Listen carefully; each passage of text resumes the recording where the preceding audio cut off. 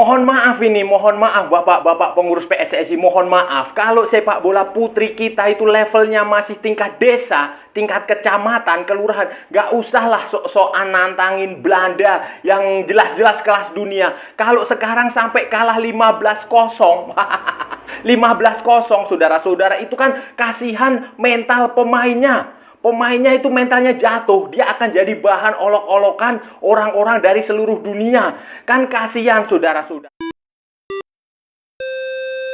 Halo saudara-saudara, jumpa lagi dengan komentator gadungan di sini. Dengan komentator yang gadungan. Seperti biasa saudara-saudara, seperti biasa, kalau kita sudah bertemu pasti akan ada yang kita bicarakan, akan ada yang kita perbincangkan, kita obrolin, kita omongin, kita ulas, kita analisis, kita bacotin, kita gibahin, kita cangkeman tentang sepak bola di seputaran Asia Tenggara, di negara-negara tetangga, negara-negara sahabat, negara-negara jiran, negara-negara serumpun, Indonesia, Malaysia, Thailand, Vietnam, Laos, Myanmar, Kamboja, Filipina, Brunei Darussalam, Singapura, Timor Leste, Australia, Wakanda, Konoha, negara api, negara angin, negara air, negara dongeng, dan sekitarnya. Semua akan kita bicarakan secara fair, secara jujur, secara adil, tanpa muatan politik, tanpa kebencian, tanpa provokasi, hanya berdasarkan fakta dan bukan klaim semata saudara-saudara. Tidak ada hoax, tidak ada hoax, tidak ada hoax. Baik yang sudah lama maupun yang terkini. Bebas saudara-saudara, bebas, bebas, bebas, bebas. Yang penting sopan.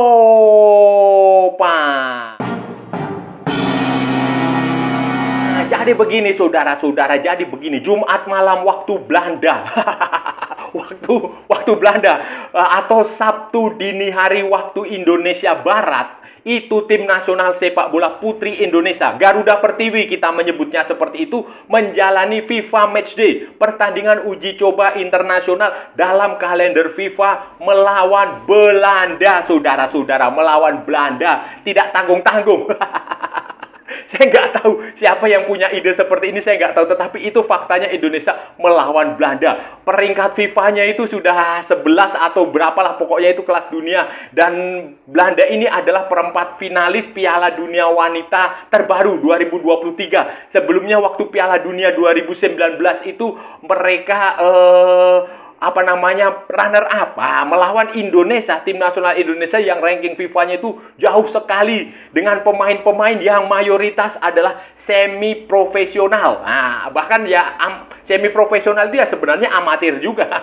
Semi profesional karena main kebanyakan itu ya tidak berkarir secara profesional. Ada beberapa yang berkarir secara profesional tetapi juga di level bawah, saudara-saudara. Dan di level bawah di luar negeri. Dan hasilnya saudara-saudara, hasilnya Indonesia harus menahan malu. Kalah 15 gol tanpa balas. 15-0, Belanda menang 15-0 melawan Garuda Pertiwi. Dan Indonesia, saudara-saudara, itu hanya mampu bertahan 9 menit. 9 menit, saudara-saudara. 9 menit sebelum menit ke-10 itu tercipta gol, saudara-saudara. Menit ke-10 itu tercipta gol. Kemudian ya sudah, setelah itu sampai seri berikutnya 14 gol lanjutan. Jadi total 15 gol tercipta, termasuk 1 gol bunuh diri, 1 gol penalti, saudara-saudara. Di gol terakhir mereka Belanda itu terjadi di menit ke 81. Jadi 10 menit awal, 10 menit akhir.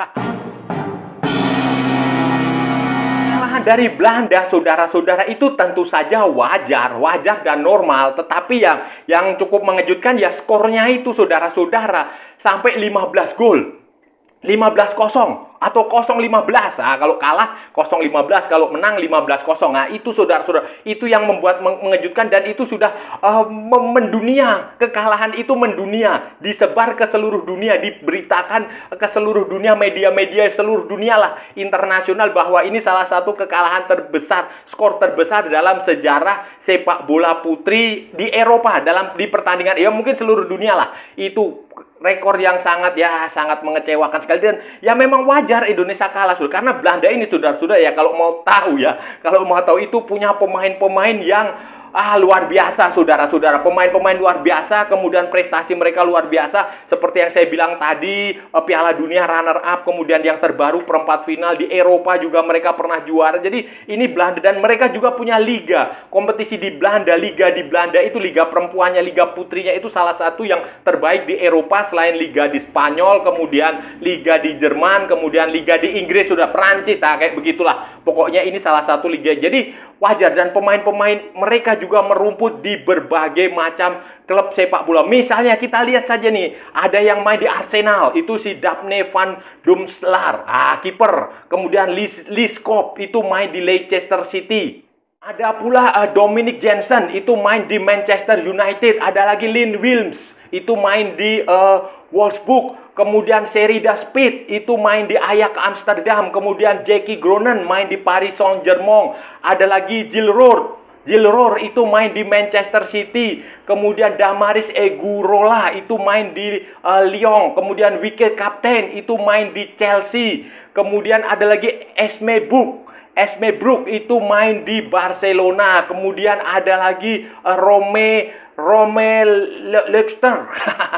Luxtor itu main di Paris Saint-Germain. Christy Grant main di Aston Villa. Banyak saudara-saudara, banyak sekali pemain-pemainnya yang berkualitas dan luar biasa lah. Jadi wajar kalau Indonesia, kalau sebaliknya Indonesia itu saudara-saudara, Indonesia itu memang kita menggunakan ada beberapa pemain keturunan, ada beberapa pemain yang sengaja dinaturalisasi karena punya darah Indonesia. Misalnya seperti si Sydney Hopper, kemudian seperti si Kayla Ristianto, kemudian ada lagi Katrina Stalin. Ada lagi Claudia Sineman.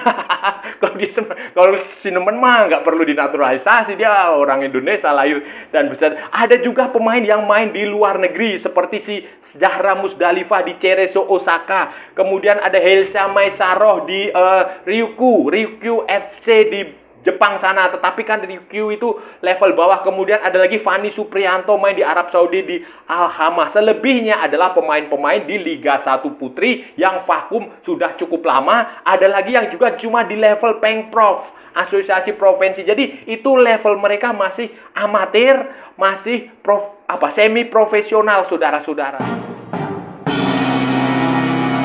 Perlu dikritik di sini adalah bukan para pemain, bukan juga para pelatihnya, coach pelatih yang dari Jepang itu, bukan. Kenapa? Karena mereka hanya menjalankan agenda dari PSSI. Yang harus kita salahkan itu PSSI. Kalau kita mau mengkritik, ya ini mohon maaf ya Pak, kita harus mengkritik PSSI. Kenapa kita harus beruji coba dengan Belanda, tim yang kelas dunia? Gini loh, ketika kita beruji coba itu kita harus mengukur level kita, harus sadar diri. Level kita itu di mana. Kalau level kita masih level kelurahan, masih level kecamatan, masih level RT RW, ya nggak usah lah tanding melawan tim-tim yang kelas dunia. Nggak usah saudara-saudara. Itu justru kalau kalah seperti ini kan kasihan para pemain, kasihan mental mereka. Mereka bisa drop saudara-saudara, bisa drop. Kenapa? Karena ini diberitakan ke seluruh dunia. Para pemain ini bisa jadi bahan olok-olokan secara online. Mereka dibully, saudara-saudara. Kasihan mental mereka jatuh. Apalagi ini 15-0. Sebelumnya Indonesia juga dikalahkan ADO Den Haag 11-1, saudara-saudara. Sebelumnya lagi pernah kalah dari Urawa Reds Diamond 18-1. Kemudian pernah juga kalah dari salah satu klub Jepang namanya Nojima Stella itu 0-9. Jadi tim ini sering kalah, dan kalahnya juga mencolok sekali. Jadi ini ya bagaimana ya? Maksud saya itu sadar diri kalau memang kita levelnya belum ke situ, nggak usah dipaksa untuk bisa mengalahkan Belanda atau bisa lawan yang sederhana di level Asia Tenggara lah, lawan Malaysia kah, lawan Kamboja, Vietnam, Thailand, Filipina. Bahkan ya saya kasih tahu ya saudara-saudara, tim nasional sekelas Filipina, sekelas Vietnam, sekelas Thailand itu juga sudah levelnya level tinggi. Itu level tinggi di Asia Tenggara, itu mereka sudah level tinggi. Myanmar itu sepak bola putrinya bagus. Pokoknya di Asia Tenggara ini ya saudara-saudara, tim nasional putri yang bagus itu ya Filipina. Itu banyak pemain keturunan, banyak pemain. Mereka ikut Piala Dunia. Kemudian Vietnam juga pernah ikut Piala Dunia. Thailand juga pernah ikut Piala Dunia. perempuan, putri, kemudian Myanmar itu juga bagus. Jadi sebenarnya nggak usah jauh-jauh sampai ke Belanda sana, kan itu pemborosan juga lah. Kecuali memang dapat duit atau apa nggak apa-apa. Tetapi ya level kita nggak situ. Sebenarnya cukup aja uji coba dengan negara-negara Asia Tenggara terlebih dahulu. Nanti kalau sudah naik baru berani menantang Belanda, berani menantang Argentina, Brasil, Jerman, mana lagi? Inggris, Prancis, ya kayak begitulah sudah. Sekarang begini saudara, hitung aja biaya yang dikeluarkan untuk memboyong ini pemain, jumlahnya berapa? 20 lebih lah, 20 berarti hampir 30-an lah ini pemain diboyong ke Belanda, dan tadinya di Jepang, belum lagi untuk membayar gaji pelatih, menggayar macam-macam lah. Itu biayanya berapa? Itu kan banyak sekali saudara-saudara. Daripada uang sebanyak itu digelontorkan untuk pemusatan latihan yang belum tentu hasilnya juga akan bagus, saudara. Mending duit itu digunakan untuk memutar kembali kompetisi putri, Liga 1 putri. Indonesia ini tidak punya kompetisi di level putri, baik profesional maupun amatir. Yang ada ya hanya turnamen-turnamen yang nggak jelas, yang kadang ada, kadang nggak, itu aja. Dulu kita pernah punya namanya Liga 1 Putri. Liga 1 Putri itu pernah digulirkan bersamaan dengan Elite Pro Academy Liga 1. Tetapi kemudian setelah COVID itu kompetisi itu terhenti, saudara-saudara, terhenti, dan setelah itu sampai sekarang tidak pernah digulirkan lagi. Dan saya nggak tahu mau digulirkan kapan. Itu sebenarnya gini loh, sepak bola itu adalah pembinaan, dan pembinaan itu ada dibina di liga, di kompetisi. Kalau kita nggak punya kompetisi, ya sudah. Kalau cuma tim nasional dicari pemainnya, dikumpulin dari seluruh daerah, kemudian dipantau, tapi nggak ada kompetisi liga, ya percuma, saudara-saudara, percuma. Nanti sampai lebaran kuda juga hasilnya akan seperti ini. Kasihan pemainnya, saudara-saudara. Jadi duit yang digelontorkan untuk pemusatan latihan ke Jepang, ke Belanda, ke mana lagi lah, Antartika atau ke Uganda, Zimbabwe, manapun itu saya nggak peduli. Itu sebaiknya dibikinlah Liga 1 Putri, digulirkan lagi. Itu akan jauh lebih bermanfaat. Liga 1 Putri dibentuk secara profesional, ya kayak seperti Liga 1 yang putra lah. Ada pemain asing, kemudian pemain digaji sesuai dengan UMR. UMR sesuai dengan standar, nggak usah banyak-banyak klubnya. Misalnya ada 8 klub, ya nggak masalah 8 klub bergulir. Kalau aja ada 6 klub juga nggak masalah 6 klub bergulir. Nggak usah semua 18 klub Liga 1 disuruh bikin liga tim putri, nggak usah. Pokoknya ada berapapun timnya dibikin. Yang penting itu profesional, yang penting itu kualitasnya ada, yang penting itu kompetitif. Nah, dari situ nanti baru bisa dipetik pemain-pemain, bakat-bakat pemain sepak bola putri yang bisa diandalkan Indonesia di internasional. Solusinya, saudara-saudara, tetap saja liga, bikin kompetisi. Kalau selama tidak punya kompetisi, ya susah, saudara-saudara. Kalau nggak punya kompetisi, nggak punya liga yang kompetitif, ya susah. Kita nggak akan punya pemain. Kalau hanya pemusatan latihan begini, nanti pemusatan latihan di Belanda, besok lagi pemusatan latihan di Jerman, besok lagi pemusatan latihan di Mozambik, di Uganda, di Zimbabwe, ya nggak akan ada hasilnya. Pemain hanya latihan.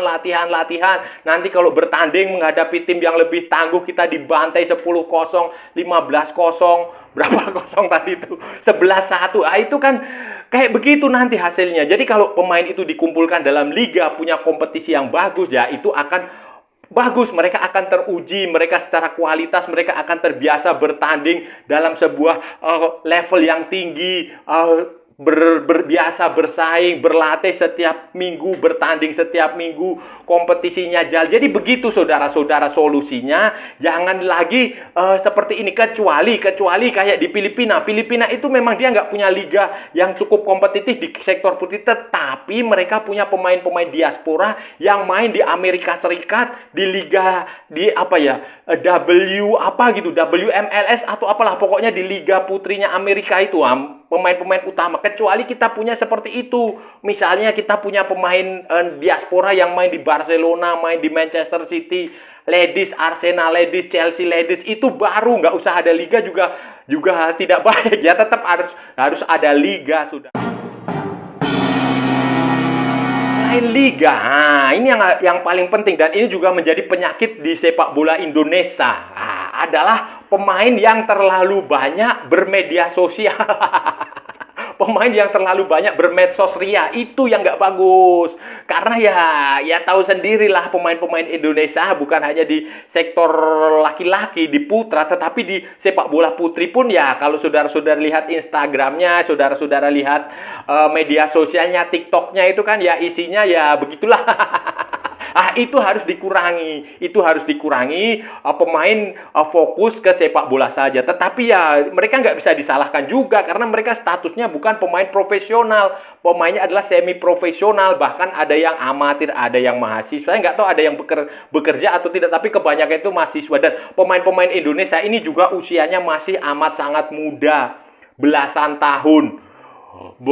Berapa ya? Ya pokoknya masih sangat muda lah, 20, 21, hanya sedikit yang 28 itu si Prihartini, kemudian si Zahra Musdalifah itu 23 tahun, Citra Ramadhani itu 26 tahun. Selebihnya masih ada yang usia 15 tahun si Claudia Sunemana. Jadi secara basic itu saudara-saudara, ini sebenarnya tim ini punya potensi, punya peluang, punya potensi masa depan mereka masih bagus karena usianya muda.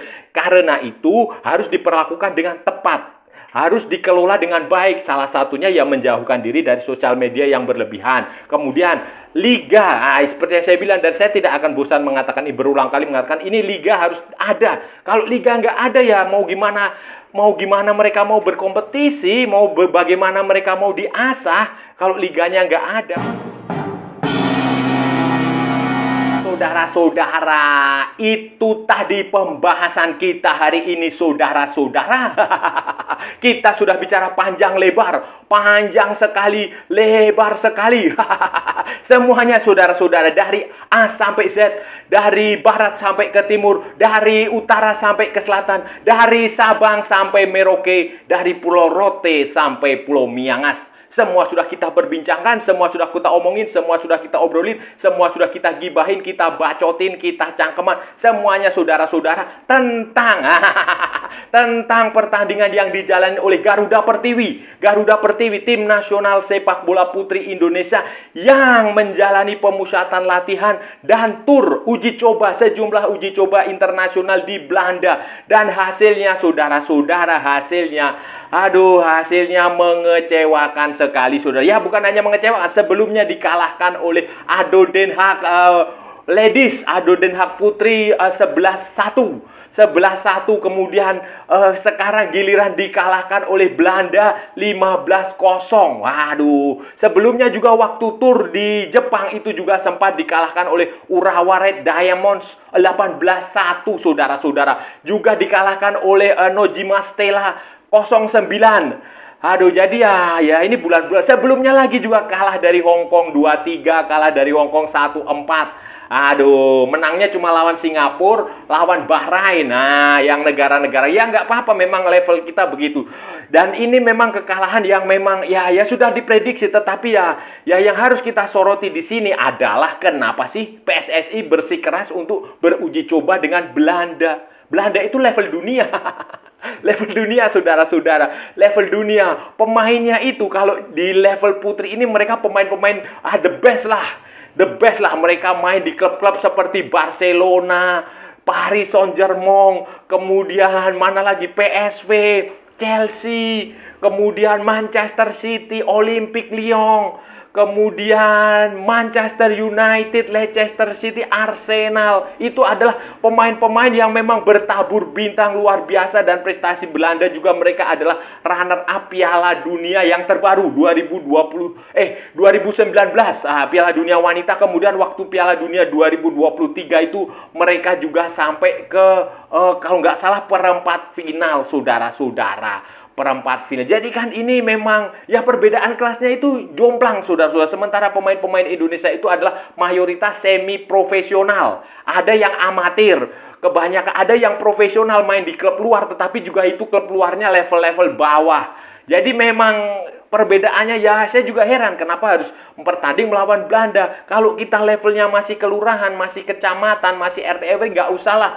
beruji coba dengan bertanding lawan tim internasional. Kan kasihan pemain, kasihan mental pemain itu pasti drop, saudara-saudara, pasti drop.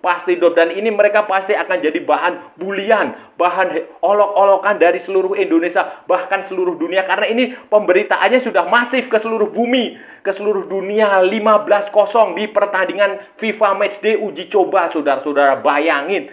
Aduh, ya semoga ini direvisi lah, nggak usah lagi lawan tim seperti itu. Ya lawan cukup dari Asia Tenggara aja lah, lawan Malaysia, lawan Vietnam, lawan Filipina. Filipina pun itu klub di Asia Tenggara itu kelas dunia, saudara-saudara. Filipina, Vietnam, Thailand, Myanmar itu tim-tim yang bagus di level Asia Tenggara aja. Indonesia belum tentu bisa mengimbanginya, apalagi ini Belanda.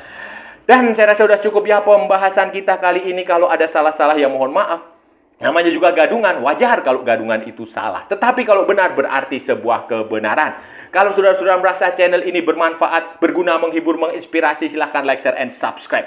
Tapi kalau tidak, saudara-saudara, abaikan saja, skip. Jangan ditonton, tetapi jangan juga nyampah. Kalau saudara-saudara nggak setuju, kontra dengan pendapat saya, bikin konten sendiri.